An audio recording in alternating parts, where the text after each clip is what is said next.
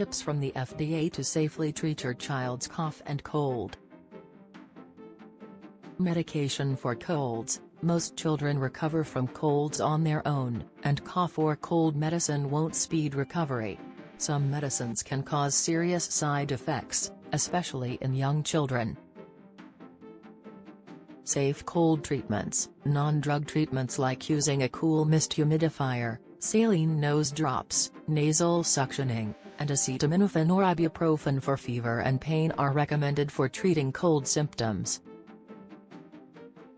Risks of OTC medicines. The FDA advises against using over-the-counter (OTC) cough and cold medicines for children under 4, as they can lead to serious side effects and accidental overdose.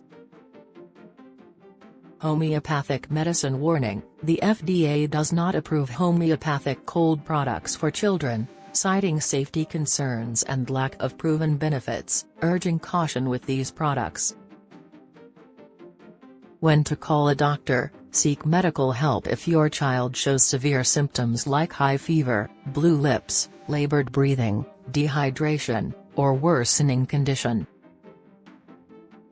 Stay informed and keep your child safe. Subscribe for more tips.